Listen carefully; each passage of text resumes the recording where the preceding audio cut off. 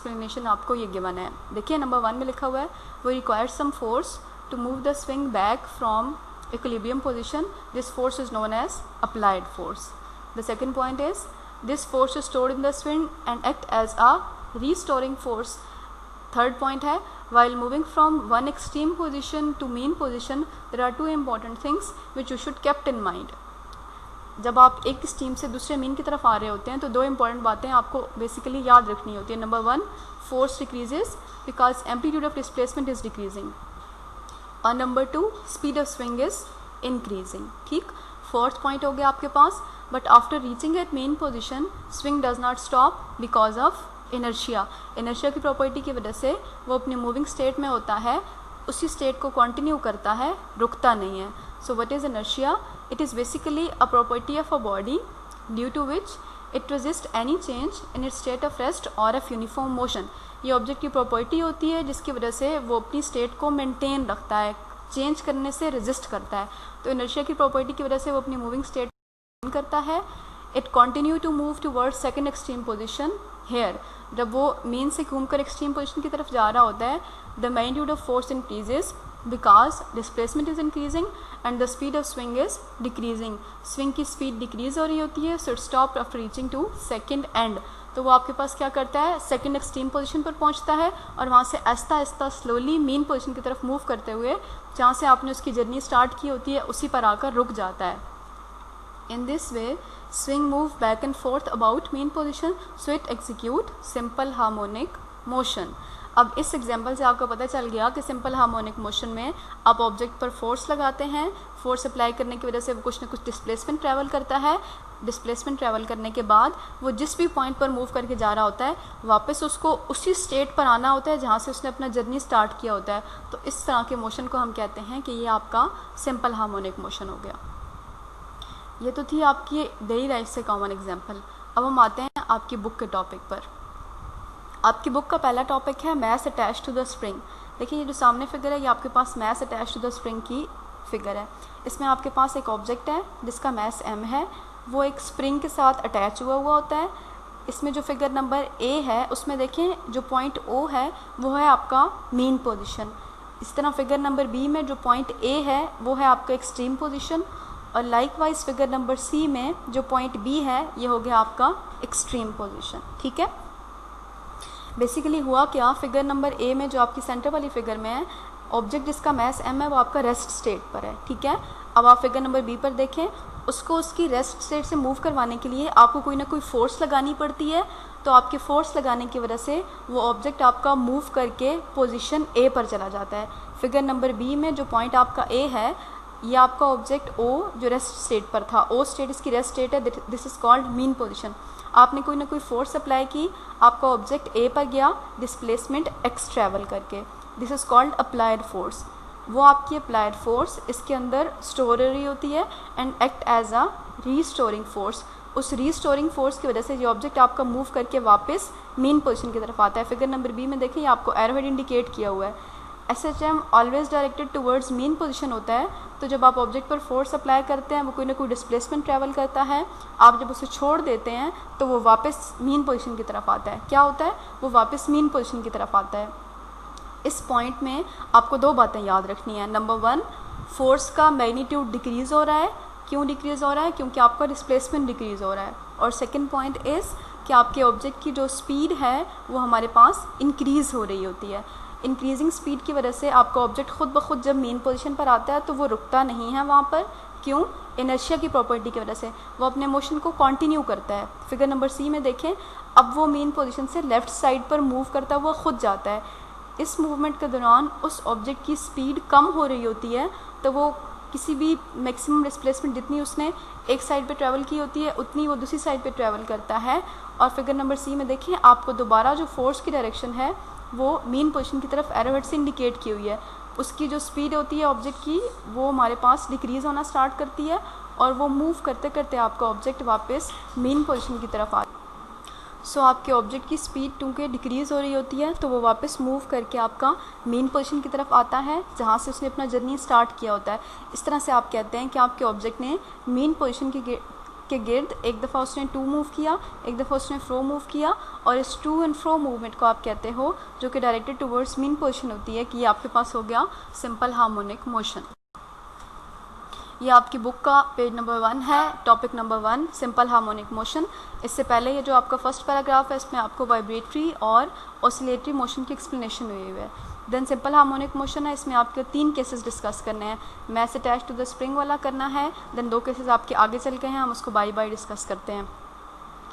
Then आपके पास क्या है, ये फिगर है जिसमें आपका ऑब्जेक्ट, ये देखें इसमें अब ज़्यादा क्लियर है, A, B, C। In figures में जो आपका पॉइंट O है, this is called your main position, this point A and this point B is called your extreme position. Figure number A में आपका ऑब्जेक्ट जो M है वो आपका रेस्ट स्टेट पर है, इसका मतलब है उस पर लगने वाली फोर्स भी ज़ीरो है और उसका डिस्प्लेसमेंट भी ज़ीरो है। जब आप उसको यहाँ से फोर्स अप्लाई करके फिगर नंबर B में पॉइंट A पर लेकर जाते हैं, उसने कोई डिस्प्लेसमेंट ट्रैवल किया होता है, आपने फोर्स अप्लाई की होती है, वो फोर्स उसके अंदर स्टोर हो रही होती है और act as a restoring force. उस रीस्टोरिंग फोर्स की वजह से आपका ऑब्जेक्ट मूव करता है वापस मेन पोजीशन की तरफ। यहाँ पर 2 बातें हैं, फोर्स का मैग्नीट्यूड डिक्रीज़ हुआ, ऑब्जेक्ट की स्पीड इंक्रीज़ हुई। इंक्रीजिंग स्पीड में जब आपका ऑब्जेक्ट जल्दी जल्दी मूव कर रहा होता है तो वो आपकी मेन पोजीशन पर आकर रुकता क्यों नहीं है, due to the property of inertia.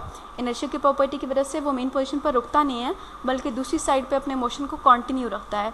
अब हमारे पास क्या होता है, ऑब्जेक्ट की स्पीड डिक्रीज़ हो रही होती है और उस पर लगने वाली फोर्स इंक्रीज़ हो रही होती है।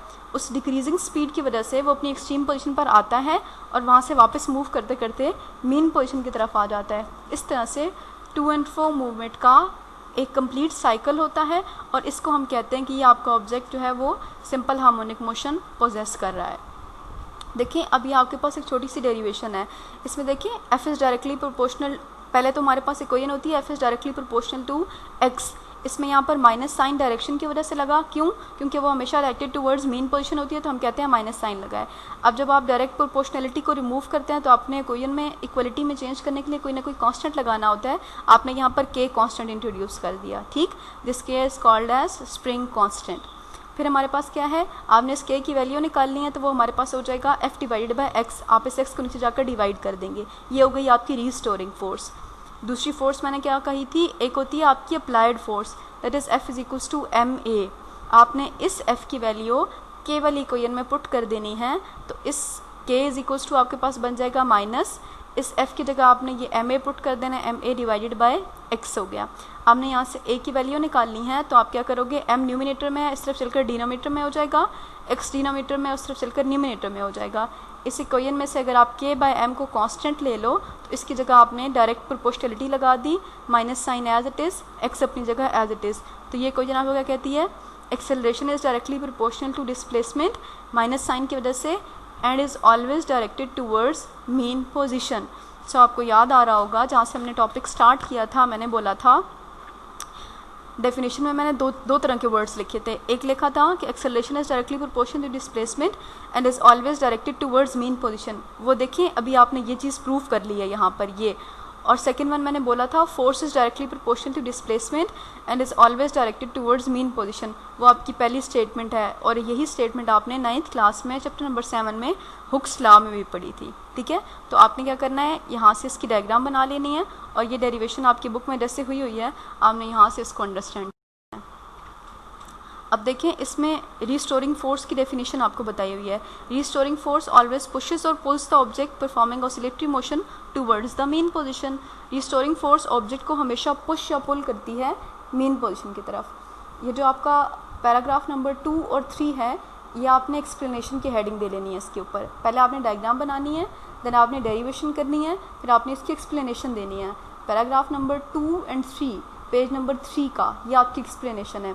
पॉइंट देख लें इसमें, initially the mass m is at rest in main position O and the resultant force on the mass is 0। मैंने भी आपको यही बात बताई थी। Suppose the mass is pulled through a distance x up to extreme position A and then released। अब आपने क्या करना है, उस मैस को पकड़ के थोड़ा सा खींच लेना है किसी भी पॉइंट की तरफ जिसे आप पॉइंट A कहते हो और देन रिलीज आपने उसको छोड़ देना है। The restoring force exerted by the spring on the mass will pull it towards the main position O। वो जो आपकी रीस्टोरिंग फोर्स है जो आपकी अप्लाइड फोर्स की वजह से बनी है वो आपके ऑब्जेक्ट को पुल करेगी मेन पोजीशन की तरफ। देन हमारे पास है due to restoring force the mass move back toward the mean position O. Restoring force की वजह से आपका मास दोबारा मूव करेगा मेन पोजीशन ओ की तरफ। The magnitude of the restoring force decreases, ये वाला पॉइंट था जो मैंने आपको कहा था याद रखना है। The magnitude of the restoring force decreases with the distance from the mean position and become zero at O. However the mass gain speed as it move towards the mean position and speed become maximum at O. जब आपका object extreme से mean की तरफ move कर रहा होता है, दो बातें याद रखनी है। एक आपके ऑब्जेक्ट की फोर्स डिक्रीज हो रही होती है and the second one is आपका ऑब्जेक्ट स्पीड गेन कर रहा होता है, ठीक है। Due to inertia the mass does not stop at the mean position O but continue its motion and reaches toward the extreme position B. But वो अपने motion को कंटिन्यू करता है और एक्सट्रीम पोजीशन की तरफ मूव करता है। As the mass move from extreme position O to the B, restoring force act on it towards the main position steadily increase in strength. Hence the speed of the mass decreases as it move towards the extreme position B. जब आपका object mean से लेकर दोबारा extreme की तरफ जाता है तो आपके ऑब्जेक्ट की स्पीड डिक्रीज़ हो रही होती है और आपके ऑब्जेक्ट पर लगने वाली फोर्स इंक्रीज़ हो रही होती है। फोर्स क्यों इंक्रीज़ होती है? डिस्प्लेसमेंट इंक्रीज़ हो रहा होता है। The mass finally comes at rest at extreme position B. Ultimately mass return to the mean position due to restoring force. Restoring force object को पुश और पुल करती है मेन पोजीशन की तरफ। जब भी वो मेन पोजीशन से दूर जाता है किसी भी एक्सटर्नल फोर्स की वजह से, तो रीस्टोरिंग फोर्स उसको दोबारा मेन पोजीशन की तरफ ले आती है। इस तरह से आपका ये to and fro motion complete होता है and this motion is called simple harmonic motion.